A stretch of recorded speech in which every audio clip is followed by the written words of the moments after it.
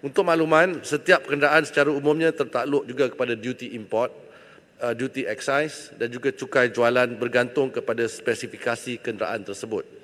Duty dan cukai yang dikenakan juga akan menjadi sebahagian dari kos kenderaan tersebut sebelum syarikat menentukan harga di pasaran. Di bawah dasar otomotif nasional, industri otomotif tempatan telah diberikan panduan dan hala tuju supaya menjadikan Malaysia sebagai hub pengeluaran kenderaan, terutamanya jenis cekap tenaga, bagi menarik pelaburan di dalam aktiviti pengeluaran EEV ataupun Energy Efficient Vehicle. Kerajaan telah menawarkan insentif cukai dalam bentuk pengecualian atau pengurangan duty excise dan cukai jualan. Selain itu, kerajaan juga memberi pengecualian dan pengurangan duty import ke atas komponen-komponen import untuk aktiviti pemasangan tempatan kenderaan. Mekanisme insentif di bawah NEP ini akan dinilai di bawah Jawatan Kuasa Pembangunan Perniagaan Otomotif yang dianggotai MITI, Kementerian Kewangan, Jabatan Kastam Diraja Malaysia dan juga agensi berkenaan seperti Lembaga Pembangunan Pelaburan Malaysia atau MIDA, AMARI, itu Institut Otomotif, Robotik dan IoT Malaysia. Kadar atau tahap insentif cukai yang diberikan adalah bergantung kepada merit pelan perniagaan OEM seperti jumlah pelaburan, pembangunan vendor terutamanya vendor tempatan, pemindahan teknologi dan juga pelan untuk ekspor. Selain mekanisme penilaian insentif bagi tujuan pengurangan duty dan cukai kenderaan, produk otomotif seperti CBU, Completely Built Up Unit ini dan juga CKD dan komponen-komponen yang diimport berpeluang untuk menikmati duty import pada kadar duty import yang lebih rendah atau sehingga 0% di bawah ASEAN Trade in Goods Agreement dan dari negara-negara lain yang mempunyai perjanjian perdagangan bebas ataupun FTA dengan Malaysia. Terima kasih Yang Berhormat. Soalan tambahan Yang Berhormat Badan Rengas. Terima kasih Yang Berhormat Menteri. Dengan kos sara hidup yang semakin meningkat, pengurangan harga kenderaan dapat mengurangkan tekanan yang dihadapi oleh rakyat. Setujukah pihak kerajaan untuk menghapuskan duty excise yang mana daripada 60% sehingga 110% duty excise ini dan mungkin boleh dilakukan secara berperingkat-peringkat. Terima kasih. Terima kasih Yang Berhormat. Yang disebut sebagai duty excise itu kalau untuk harga mampu milik, terutamanya harga kereta yang kurang daripada RM50,000.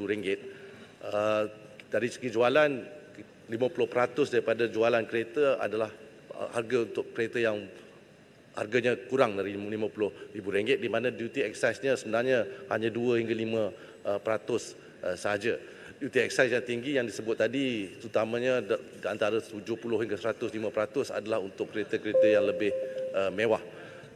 Dan kalau kita lihat harga kos sebenar adalah kos memang the actual cost of building that car lah. Jadi kita harapkan dengan kemajuan teknologi, insya-Allah harga kereta pun akan turun dengan permintaan yang lebih kuat juga pada masa yang sama. Ada satu slot lagi. Soalan tambahan Yang Berhormat Aitam. Aitam dulu. Okey, Aitam. Terima kasih Yang Berhormat Menteri kerana memberi jawapan yang agak komprehensif. Seperti mana yang kita sedia maklum bahawa struktur cukai semasa turut mempengaruhi harga kenderaan.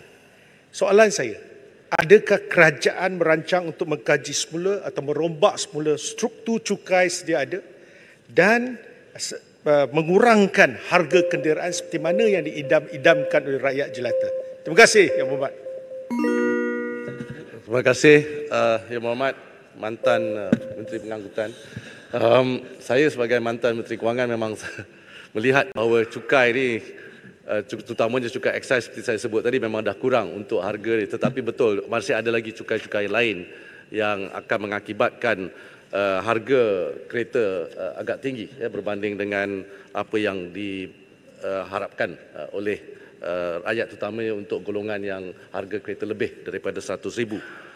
Pada ketika ini kita terpaksa mengakui yang tidak mempunyai perancangan untuk mengkaji semula struktur cukai sedia ada untuk sektor otomotif, ya.